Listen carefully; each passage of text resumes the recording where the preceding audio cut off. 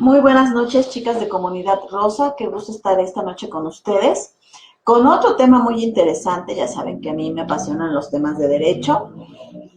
Y vamos a hablar de un tema, aparte de interesante, muy común, porque se dice por los profesionales inmobiliarios que en el Distrito Federal 9 de cada 10 viviendas son departamentos y muchos de ellos están en un régimen de propiedad en condominio. Entonces ya realmente las cuestiones de condominios pues se han vuelto un problema por demás creciente y que desafortunadamente pues es más común y sobre todo pues ante todos los condominios que están construyendo en el Distrito Federal pues vamos a tener ese problema más latente de que hay desacuerdos entre los condóminos, que no pagan sus cuotas, que existen daños entre los departamentos que forman el condominio. Entonces es muy importante que nosotros, como habitantes del Distrito Federal y también de toda la República, si vivimos en condominio, pues sepamos cuáles son nuestros derechos y obligaciones y cómo tenemos que estar organizados. Porque les vuelvo a comentar, el condominio es una forma de vivir muy importante y muy común dentro del Distrito Federal y más creciente cada día. Bueno, para abordar este punto, primero tenemos que saber cuándo estamos frente a un régimen en condominio.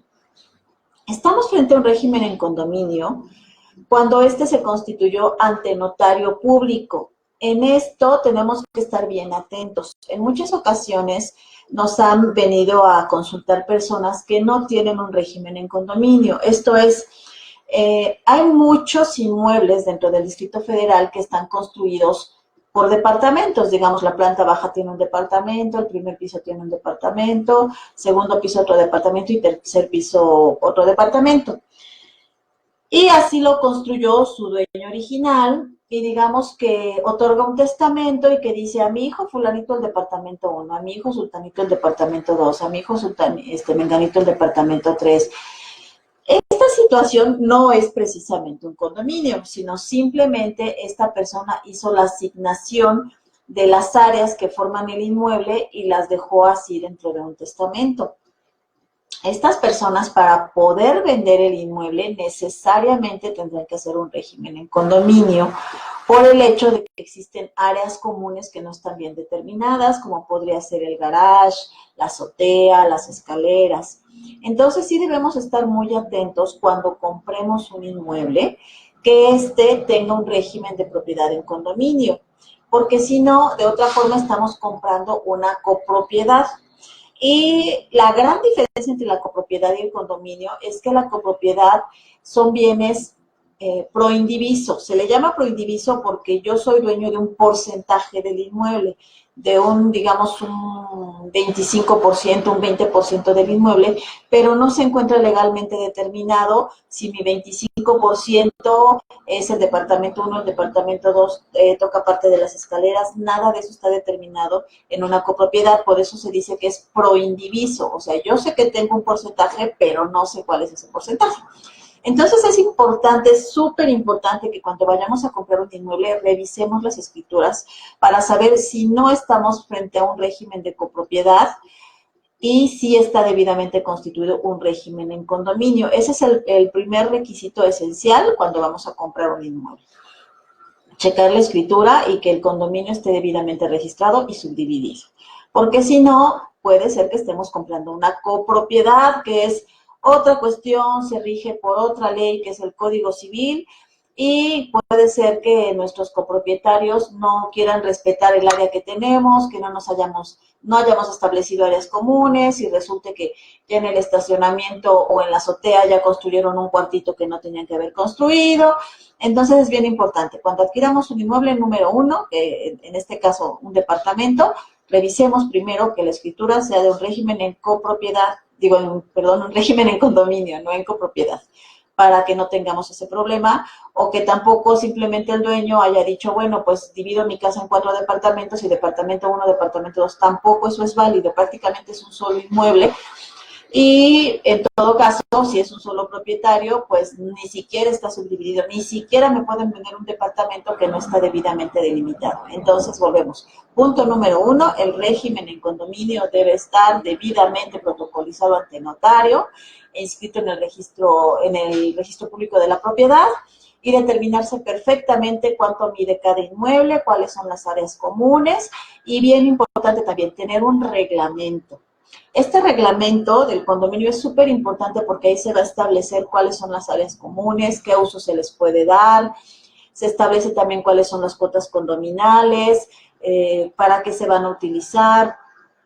Es bien importante lo del reglamento porque en muchas ocasiones la problemática es que en los pasillos, sobre todo cuando se trata de condominios de uso comercial y también de uso habitacional, muchas veces las personas ponen cosas en el pasillo cuando el pasillo es área común y no puedo estar poniendo que mis plantitas o poner ahí una rejita y poner allá mi perro, cuestiones así. Eso no es posible. ¿Por qué? Porque las áreas de uso común están dentro del reglamento y debe de respetarse y dejarse sobre todo libres por el hecho de que algún tipo de accidente, de siniestro, de incendio, de inundación, de temblor, que bueno, tocamos madera, pero si llega a suceder, es bien importante que las áreas comunes estén libres para que la gente pueda salir y no que tengamos lleno de plantas o ya tengamos allá animalitos o jaulas, porque entonces van a entorpecer el tránsito de las personas, ¿no? O hay veces en las escaleras. Entonces, todo eso debe estar debidamente establecido y reglamentado dentro de un reglamento interno del condominio. Bueno, pues le damos buenas noches a Lau. Hola, Lau. Mucho gusto que estés con nosotras. A Sol y a Carlita. Hola, Carlita. Buenas noches. Entonces, es bien importante, les vuelvo a comentar, que esté constituido legalmente, que esté en una escritura ante notario y que tengamos un reglamento interno. Esto es esencial cuando vamos a comprar un condominio, un departamento que está en condominio. Otro punto bien importante para comprarlo es que revisemos las cuotas de mantenimiento. Las cuotas de mantenimiento, debe existir un administrador en el condominio y una asamblea de condóminos, que es como la junta de todos los condóminos que se debe realizar mensualmente o trimestralmente para que el administrador diga, bueno, qué gastos subieron, qué mejoras se hicieron en el inmueble, si tienen algún portero, bueno, cuánto se le pagó. Todo esto debe ser en una asamblea de condóminos. Y sobre todo nosotros cuando vamos a comprar un inmueble que esté en condominio, tenemos que revisar que efectivamente esté nuestro vendedor, la persona que nos vende, al corriente en el pago de las cuotas de mantenimiento. Porque la ley es muy clara en establecer que si hay adeudos, nosotros somos obligados solidarios. Esto es, si la persona que me vende el inmueble resulta que debe 1 año, 2 años de mantenimiento, pues me los van a cobrar a mí, necesariamente porque la ley lo establece. Por eso es importante que siempre que nosotros adquirimos un inmueble, de ser posible, lo escrituremos, porque inclusive con los notarios, para que nos otorguen la escritura como nuevos dueños del condominio, nos piden una carta de no adeudo de la administración, para que se tenga la certeza de que no debemos nada y de que podemos comprar libremente ese inmueble o venderlo en el caso del vendedor y que no vamos a adquirir ninguna deuda. Si no es posible hacer eso, bueno, pues por lo menos nosotros vamos, revisamos, que a lo mejor solo vamos a celebrar un contrato de compra-venta privado, bueno, pues nosotros hablar con el administrador, ver si hay algún tipo de adeudo, ver cómo está la situación de las cuotas, si hay administrador designado, porque es otra cuestión que luego no hay en los condominios. Entonces, sí lo podemos hacer mediante un contrato privado. Siempre es recomendable hacerlo mediante una escritura pública, revisar todos estos puntos, porque aparte nos apoya el notario en revisarlo. Pero si, bueno, lo vamos a hacer por un contrato privado, pues lo podemos revisar nosotros antes de comprarlo y de pues meternos en un problema. Porque necesariamente, les vuelvo a repetir, si nosotros adquirimos con deudas, las deudas pasan a nosotros, aunque hayan sido del anterior propietario. Ok, entonces ya hablamos de la escritura y del condominio. Vamos a tocar otro tema referente al administrador. El administrador es otro punto bien interesante y bien importante en el condominio, porque les comento que hay muchísimos condominios que tienen un administrador como autodesignado, ¿no? Que simplemente él dijo un día, bueno, pues yo empiezo a ver lo del condominio, empiezo a ver lo de las cuotas, empiezo a ver qué mejoras se requieren. Se le agradece realmente la intención, ¿no? De que él lo haga. Hay condominios muy abandonados porque nadie se ofrece a hacerlo. Sin embargo, sí es bien importante que este administrador, número uno, esté designado en la asamblea. ¿Quién es la asamblea? ¿Quién la conforman? La conforman todos los condóminos. Todos los condóminos van a conformar una asamblea, se tienen que reunir y tienen que votar por un administrador. Este administrador puede ser o un mismo condomino, un mismo vecino, propietario, o bien puede ser una empresa. Hay muchos condominios que eligen una empresa porque dicen, bueno, ellos ya tienen la experiencia, ya saben qué deben hacer si no se paga, conocen a las personas adecuadas para hacernos las mejoras en el inmueble, y aparte, pues no nos estamos peleando entre vecinos, porque muchas veces cuando el administrador es un vecino o un condomino, bueno, pues ya nos enojamos con el vecino porque nos vino a cobrar la cuota de mantenimiento y ya lo veo feo y me peleo con él si me lo encuentro. Entonces mucha gente dice, ¿sabes qué? Mejor una persona neutral para que no piense que yo ya me la tomé en contra de él, y vamos a designar una empresa que se dedique a administrar. También es una buena opción por el hecho de que estas empresas ya tienen cierto sistema para hacer la cobranza. Ellos ya deben saber todos los requisitos, cuáles son las formalidades de una asamblea, cómo se deben rendir cuentas, pero sí es importante que nosotros a estas empresas que se dedican a administrar, pues sí les pidamos una rendición de cuentas mensual, unos estados de cuenta mensuales, que presenten que realicen las asambleas, que las organicen, que chequen que se presenten pues la mayoría, o se notifique la mayoría de los condóminos. Entonces, el administrador puede ser o un mismo condomino o puede ser una empresa externa. En ambos casos, la Procuraduría solicita que acudan a un curso para ser administradores de condominio, y también que estén debidamente registrados ante la Procuraduría Social. La Procuraduría Social es el órgano que va a vigilar el buen funcionamiento de los condominios. De inicio va a vigilar que efectivamente el administrador cumpla los requisitos, esto de que tome un curso, y también les va a dar el nombramiento. Este nombramiento, aunque nosotros lo tenemos que hacer en una asamblea y decir, bueno, yo voto por fulanito como administrador, o vamos a ponernos de acuerdo y vamos a contratar tal empresa como administradora, bueno, pues además de eso tenemos que ir ante la Procuraduría Social y registrar a nuestro administrador. Esto es bien necesario, ¿por qué? Porque si yo legalmente quiero ejercitar algún tipo de acción contra otro condominio, o bien exigirle el pago de los mantenimientos que no ha cubierto, necesariamente me van a pedir mi nombramiento de administrador ante la Procuraduría Social. En juzgados, si no presentamos ese nombramiento, no nos van a hacer caso ni le van a dar entrada a nuestra demanda. Entonces, es importante que todo vaya debidamente legalizado. Entonces, acuérdense, ya llevamos varios puntos. Número uno, revisar nuestro régimen de condominio en nuestra acta, en nuestra escritura, para ver que efectivamente esté bien constituido el condominio. Número 2, que esté al corriente en sus cuotas de mantenimiento. Número 3, que haya un administrador legalmente designado. Y número 4, pues verificar que efectivamente el administrador esté rindiendo sus cuentas de administración. Ya sea una empresa externa o ya sea un administrador condomino, como les comentaba, tiene que presentar mensualmente o trimestralmente sus cuentas de administración, tiene que hacer las asambleas, presentar las cuentas de administración, y también la ley dice que tenemos el derecho de que tenga una carpeta donde nos deje ver las facturas, que efectivamente se pagó tal cantidad por cuestión de pintura del inmueble, que está efectivamente por cambiar el piso a lo mejor del lobby, o cambiar el piso mejor dicho, la impermeabilización de la azotea. Todas las mejoras que se hagan en áreas comunes deben estar debidamente documentadas, pero muy importante, y antes de eso, debidamente autorizadas por la asamblea, a menos que sean muy urgentes, ¿no? A lo mejor, no sé, se rompió un domo y si no lo cambiamos y nos esperamos hasta la asamblea, pues se va a echar a perder todo el piso del estacionamiento porque está entrando el agua. Entonces, sí, esas son cuestiones urgentes que sí puede ser el administrador y después presentar en la asamblea porque se tuvo la urgencia.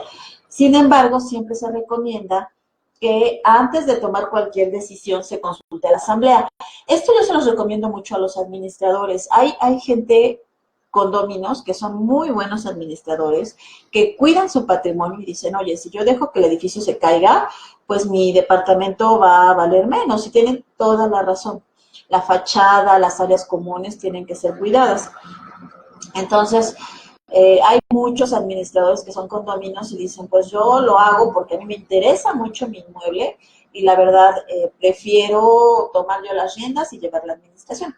Entonces yo siempre les digo, mira, para que no te metas en problemas y no digan que, bueno, con qué autorización, siempre procura cualquier cosa que vayas a hacer, mejora o toma de decisiones, contratación del personal, contratación de servicios, como en mi caso como abogada o un contador, es mejor que primero hagas una asamblea, lo pongas a consideración y lo voten. Y quede bien establecido dentro de la asamblea. Se contrata el contador tal para tales efectos, realizar las cuotas, perdón, las declaraciones del condominio, o bien para realizar tal o cual gestión y se le va a pagar, no sé, 2,000 pesos mensuales. A partir del mes de agosto y se firmará un contrato. Todos los contratos que realice el condominio con personas externas, para que compongan el condominio, para que presten servicios, deben ser firmados por el comité de vigilancia. Entonces es bien importante que sepamos todas estas reglas y que no pensemos también, hablando del otro lado del administrador, que el administrador lo puede hacer todo y que el administrador hace lo que quiere en el condominio. No, eso no es verdad. El administrador debe pedir autorización para realizar los gastos. Si es algún gasto urgente, bueno, gaste tanto, aquí está la factura, se han recibido tantas cuotas de mantenimiento. Si se va a iniciar algún tipo de proceso civil, proceso legal, bueno, pues están estas personas morosas, ya se hizo esta situación de conciliación, ya se fue ante Prosoc, perdón, y resulta que pues no paga esta persona. Entonces vamos a proceder legalmente. Todo eso nos lo debe de informar el administrador en su informe mensual o en el estado de cuenta que nos pase de manera mensual. Les comento, viéndolo de los dos lados, es tanto seguridad para el administrador, porque él dice, bueno, yo no hice nada sin consentimiento, yo no hice nada porque yo quisiera y se me diera la gana, sino aquí está mi asamblea donde me autorizaron y me autorizaron cantidades a pagar y me autorizaron presupuestos. Y también para los condóminos dicen, bueno, pues estoy tranquilo de que el administrador está siendo muy transparente, que me muestran las cuentas y que yo no tengo problema de cómo está administrando. Les vuelvo a comentar, hemos visto muchos muy buenos administradores que son regularmente propietarios y están preocupados porque pues ellos también son dueños y no quieren que su inmueble decaiga y que su plusvalía baje por un mal mantenimiento del inmueble. Y nos pregunta Lau, ¿tú darás asesoría para quien quiera comprar? Ah, sí, con todo gusto. Sí, de hecho es una de las cuestiones que nosotros hacemos aquí.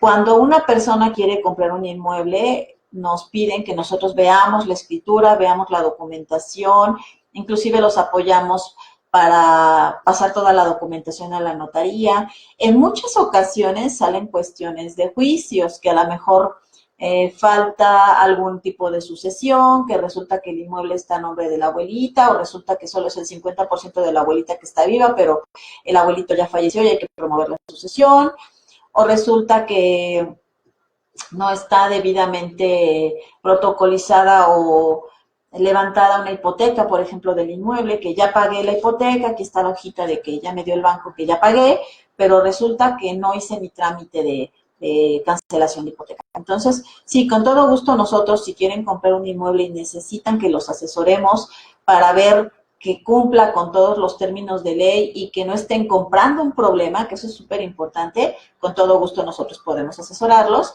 para que tengan la certeza de que están comprando un inmueble que está bien, que no tiene ningún tipo de problema y que van a poder escriturarlo, sobre todo en tiempo, porque muchas veces estos problemitas van retrasando y retrasando la firma de la escritura y muchas veces la gente dice, oye, pues yo ya pagué la mitad y llevo, no sé, 3 meses, 6 meses y resulta que no me pueden escriturar porque el inmueble salió con este problema. Entonces es importante que pues se revisen previamente las escrituras.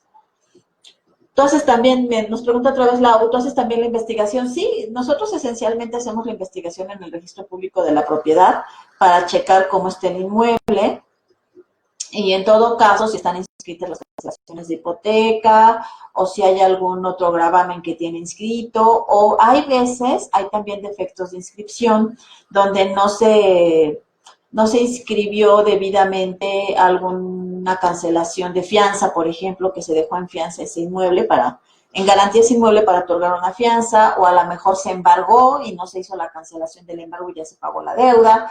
Todo eso nosotros lo podemos hacer para dejar un inmueble depurado y que en todo caso pues puedan comprarlo sin ningún problema. Y también esta parte de checar si efectivamente es un régimen en condominio, es una copropiedad o simplemente es un solo dueño y nada más dividido en departamentos. Esto es bien importante y si nosotros les decimos a los clientes la situación como está y si ellos aún así quieren comprar el inmueble, bueno, pues ya ellos dirán, bueno, sí, yo en su momento voy a hablar con mis demás vecinos para que hagamos el régimen en condominio, o sí, yo quiero comprarlo así en copropiedad, no hay problema. Les explicamos las consecuencias y pues también los riesgos, como ya lo comentábamos hace un momento, ¿no? De comprar en copropiedad, porque es pro indiviso, esto es sin dividir. Y es importante, les vuelvo a reiterar, que siempre compren en condominio, es más preferible para evitarnos problemas. Y Lau también nos pregunta, ¿ayudas desde el inicio hasta la firma de la compra? Sí. Sí, aquí cuando, ya hemos hablado en otras ocasiones de compraventas de inmuebles, y aquí de igual manera cuando nosotros ya revisamos la escritura y todo esto, sí es importante que se haga un contrato privado de compraventa y ya después se haga toda la tramitación ante notario. ¿Por qué? Porque muchas veces la gente que vende un inmueble piensa que no va a pagar ningún tipo de impuesto y sí hay un impuesto que se tiene que pagar por el hecho de que yo estoy vendiendo un inmueble. Y en muchas ocasiones, cuando ya vamos a firmar la escritura y ven cuánto tienen que pagar de impuestos, dicen, ay, no, eso yo no lo pago, que lo pague el comprador, pero no le corresponde pagarlo al comprador.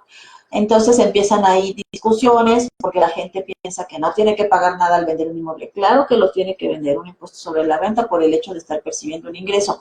¿Hay casos de exención de este impuesto? Claro que sí, pero muchas veces la gente no está en esos casos y tiene que pagar impuestos.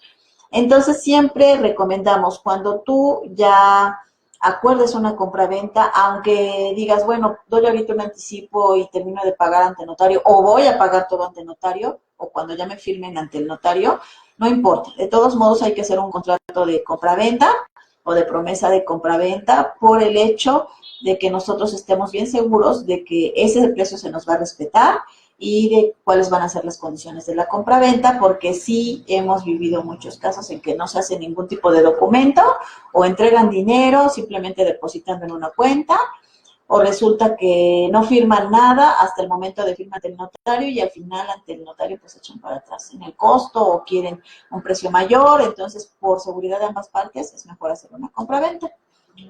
Y bueno, muchas gracias, Lau, por tus preguntas. Y ya por último, les quiero hablar de la recuperación de adeudos. Aquí digamos, el pan de cada día son los condóminos que no quieren pagar sus cuotas de mantenimiento, ni las ordinarias ni las extraordinarias, que son las que se establecen cuando vamos a hacer alguna mejora en el inmueble, vamos a pintar la fachada, vamos a pintar las rejas, o vamos a cambiar el piso de un área común, como puede ser el patio, impermeabilizar la azotea. Todos esos son gastos extraordinarios que se pueden cubrir bien con las cuotas, o cuando no alcanza con cuotas extraordinarias. Es bien importante que estemos todos con toda la documentación en regla para poder cobrarle estos estos condóminos que no están pagando las cuotas de mantenimiento. Número uno, bueno, pues tener en regla nuestro régimen de propiedad en condominio, que determine bien áreas comunes, que determine bien las reglas de qué se puede utilizar como área común, qué no se puede utilizar, que se establezca claramente, y este es un elemento bien importante, que se establezca claramente cuáles son las cuotas de mantenimiento. Hay condominios en que cada año aumenta la cuota o cada 2 años, entonces tiene que establecerse claramente en cada asamblea. Aunque yo tenga mi reglamento, puede ser que mi reglamento sea de hace 5 años y que yo haga una asamblea cada año. Cuando yo hago mi asamblea y voy a aumentar mi cuota de mantenimiento, debo establecer en mi asamblea que voy a aumentar la cuota de 400 a 450, por ejemplo, ¿no? Y que se va a establecer una cuota extraordinaria para la compostura del elevador, por ejemplo, de 1,000 pesos por departamento, una cosa por el estilo. Entonces, todos estos aumentos de cuotas y cuotas extraordinarias deben quedar debidamente establecidas en las actas de asamblea para que nosotros, en el caso de que algún condominio no pague, nosotros podamos exigirle ese pago, ya sea de manera primero extrajudicial, tratando de conciliar con ellos, después ante la PROSOC, y si no se puede, pues llama una demanda judicial. Entonces es bien importante que esto quede debidamente establecido en cada una de las asambleas.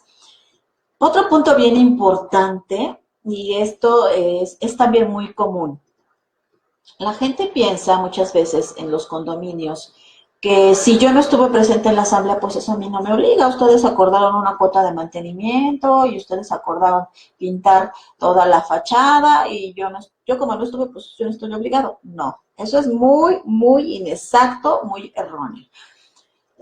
La ley establece los mínimos para que estén los condominios, para que pidan la asamblea del condominio, pero también si yo los cito y no van, y está legalmente citada esa asamblea, los acuerdos que nosotros tomemos, así seamos 10 personas y sean 30 condominios, los obliga a todos. ¿Por qué? Porque el administrador cumplió con su designación, se registró en la PROSOC, convocó en los términos que señala la ley, y resulta que a mí no me interesó. Bueno, pues no te interesó, pero no por eso no vamos a hacer las mejoras y no por eso no te van a afectar las decisiones que tomemos. Entonces, bien importante, y sería con lo que me quiero despedir y hacer mucho hincapié. Como condóminos, todos debemos preocuparnos por el bienestar del inmueble. Y es muy triste que muchas veces se hagan las asambleas y de 10 bajen 2 condóminos o de 30 bajen 10, 7 y todos los demás permanezcan pues muy indiferentes a la situación. Y después, ya cuando les empiezan a llegar sus cuotas extraordinarias, entonces sí se enojan y discuten, ¿y por qué tomaron esa decisión? Y a mí no me preguntan, sí, pero se te citó. Entonces la indiferencia es muy mala. El hecho de que nosotros no acudamos a esas juntas y no procuremos estar al pendiente de nuestro edificio, es en perjuicio de nuestra propia propiedad, de nuestro patrimonio, porque un inmueble que no tiene el debido mantenimiento demerita mucho su valor. Y es muy importante que tenga un buen mantenimiento de áreas comunes, un buen mantenimiento de las azoteas, un buen mantenimiento de pisos, de luces, eso es muy importante. Entonces, yo quiero irme con estas reflexiones, cuidemos nuestro patrimonio. Es importante que no solo cuando ya se hicieron las mejoras y no estemos de acuerdo, vayamos y gritemos y se alarguen horas y horas las asambleas por discusiones ya con el administrador, pero ¿por qué tomaste la decisión? Si todos estamos al pendiente y vamos a las asambleas de condominios, vamos a saber qué decisiones se toman, vamos a poder estar presentes, vamos a poder proponer cosas. Pero si no lo hacemos y seguimos indiferentes, van a haber muchos problemas en los condominios. Entonces, yo siempre procuro en las asambleas de condominios, porque yo también acudo a las asambleas de condominios a apoyarlos en la redacción de su asamblea, en exponer algunas problemáticas, hay veces en hacer conciencia de qué es un régimen en condominio, porque muchas veces nos metemos a comprar un condominio y no sabemos ni siquiera a qué nos estamos obligando, qué va a pasar, cuáles son las obligaciones, qué derechos tengo. Entonces, hay veces ni siquiera leemos la escritura o leemos el reglamento. Entonces, sí me corresponde en muchas ocasiones ir a las asambleas de condominios, platicar con los condominios, explicarles cómo está la situación y sobre todo cuando tenemos que demandar algún condominio moroso, pues explicarles cuál es el trámite, cuál es el costo, qué es lo que se tiene que hacer, qué se necesita. Entonces, mi recomendación sería, como condominios, protejan su matrimonio, su patrimonio, perdón, no su matrimonio, bueno, también su patrimonio, protejan su patrimonio, acudan a sus juntas de condominios y estén al pendiente para que no haya este tipo de problemas. Y por último, Lau nos dice, sí, ¿qué pasa cuando el vecino no quiere pagar una cuota? Bueno, ya lo comentamos, La ley establece, número 1, un proceso interno en el cual el administrador lo tiene que llamar y decirle, a ver, fulanito, debes tanto, 3 meses, ¿cómo nos puedes ir pagando? Y la ley solo dice que solo en 2 casos, cuando es una persona que acredite que no tiene dinero o bien que está en estado de insolvencia, entonces sí le podemos decir, bueno, ok, entonces no nos pagues con dinero, páganos con trabajo, ¿no? Pintando la fachada, arreglando esto. Ya será cuestión de la asamblea, la ley también lo dice, acordar de qué manera me va a compensar eso que dejó de pagar. Pero sí es importante, les reitero, que llamemos primero al inquilino moroso para que platiquemos. Número 2, si no se puede, entonces vamos a la Procuraduría Social, a la que le tengo que acreditar que yo ya traté de llegar por la buena a un convenio con él, no se pudo, que le di un citatorio, no se pudo llegar a nada, entonces vamos a la PROSOC, y si no, pues entonces ya nos vamos a un procedimiento judicial donde pues tenemos que exhibir ya el estado de cuenta firmado por el comité de vigilancia, tenemos que presentar los recibos que dejó de pagar, tenemos que presentar el reglamento interno, las asambleas donde se fijaron esas cuotas de mantenimiento, además del nombramiento del administrador, y con eso ya podemos demandar para que nos pague todas las cuotas que ha dejado de cubrir. Entonces, chicas, pues me dio mucho gusto estar con ustedes, ya saben, cualquier situación, ahorita les voy a poner en comentario cuál es nuestra página web, o por Messenger me pueden mandar mensaje de cualquier duda o comentario y con todo gusto lo vemos. Que tengan muy buenas noches. Muchas gracias.